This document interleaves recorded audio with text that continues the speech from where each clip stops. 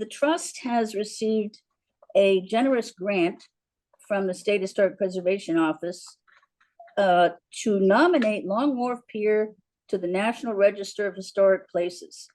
This has been going on for a year. It's been a quiet undertow with all of our other activities.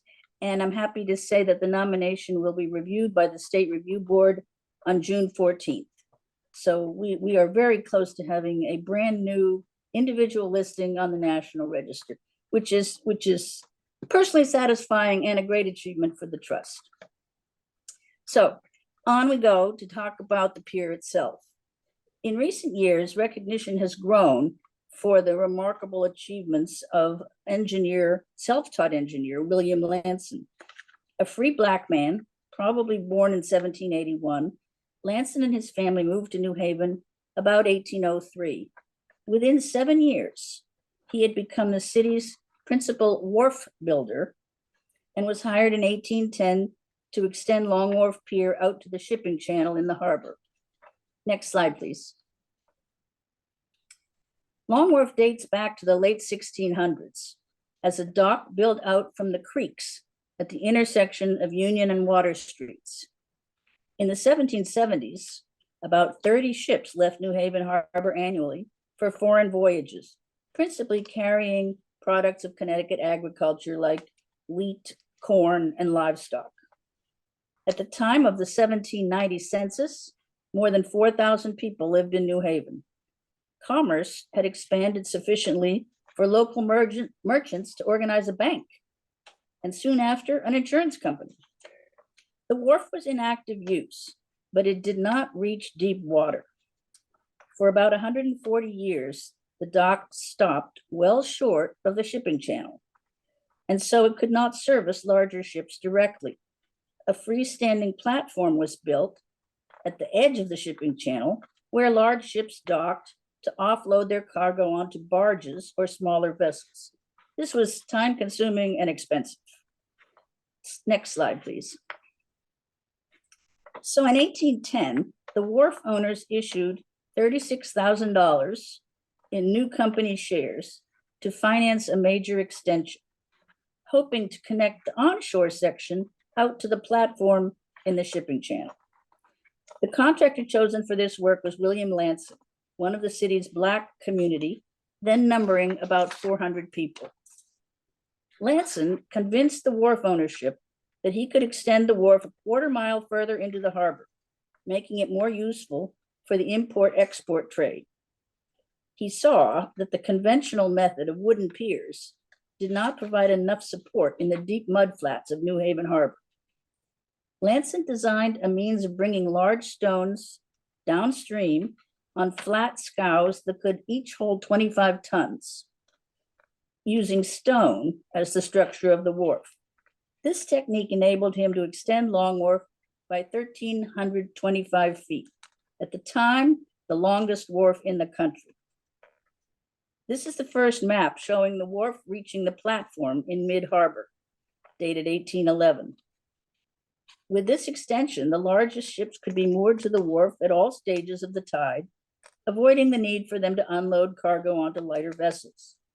Without a doubt, Lanson's stonework enabled the growth of New Haven's import-export trade in the first half of the 19th century.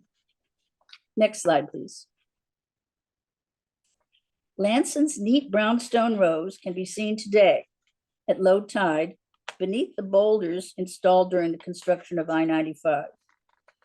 This solution to an enduring problem, together with Lanson's relentless drive to complete the project, were widely admired. Yale University's Reverend Timothy Dwight wrote an annual review of the current state of New Haven back in those days. His 1811 report praised Lanson's wharf for, and this is a quote, "the honorable proof of his character, both for capacity and integrity in the view of respectable men." Next slide, please. This is one of the Lanson stones photographed last year showing quarry marks from 1810. See those divots in the top? That's where they separated the stone and moved it onto his scows. Next slide, please.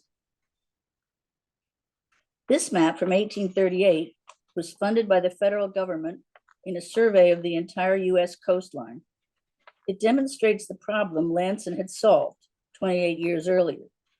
The shaded areas show that most of the entire harbor is tidal flats. Only the skinny section in the middle is deep enough for ocean-going vessels. Next slide, please. This is what merchant vessels were like in the mid-19th century, before the age of steamships. In addition to added length, Lanson's construction also raised the level of the wharf, so it avoided flooding at high tide, especially in the spring, which was called rat season. This improvement allowed warehouses and offices to be located on the wharf without the risk of being submerged by the tide. The combination of a long pier with on-site commercial buildings enabled the city's merchant business to thrive. New Haven exported agricultural products and imported rum, sugar, and molasses from the West Indies and finished goods from Europe. This trade made the city prosperous and the shipping industry grew quickly. As of 1815, only 5 years after the wharf was extended, there were 100 merchant vessels registered in New Haven. Next slide, please.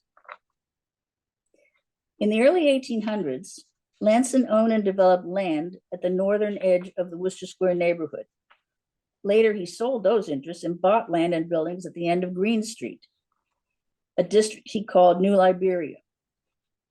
Lanson built houses, stores, and a hotel in the area, providing opportunities for Blacks in New Haven at a time when most whites would not.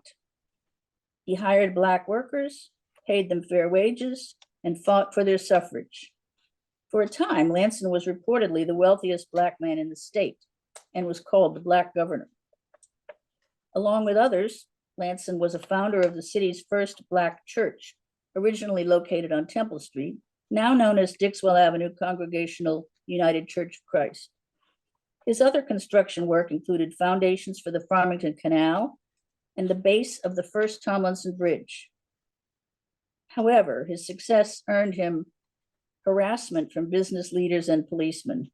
His hotel was raided, and he was taken to court on trumped-up charges and jailed several times. Sustained attacks on Lanson's success eventually brought down his enterprises, and he died in poverty in 1851. Next slide, please. Fast forward in the life of Long Wharf Pier. The coming of railroads dramatically changed both the economics of transporting goods and the physical layout of the waterfront.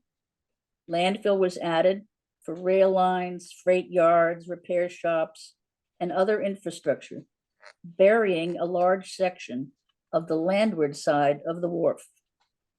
Although the area remained busy with factories and meatpacking plants, the north end of what had been the wharf was increasingly indistinguishable from the surrounding streets. The importance of the wharf as an economic driver declined as products were moved by rail. And in 1890, the New York, New Haven, and Hartford Railroad bought the entire wharf for $100,000, ending its existence as a separate entity. Next slide, please. Fast forward again to the mid-20th century with more landfill and burgeoning automobile traffic. This image from 1956 heralds the beginnings of the Long Wharf area we see today with the coming of the interstate highway system. Next slide, please. The pier was raised and resurfaced in the early 1960s and now serves as a recreational facility. It remains a visible symbol of New Haven's 3-century connection to the sea. Last slide, please. There's no quiz on this, but I thought I would list some of the sources. If anyone wants to reach out to me, I'll be happy to send you the slides. And these are wonderful sources, and I encourage everyone to follow up in their own time.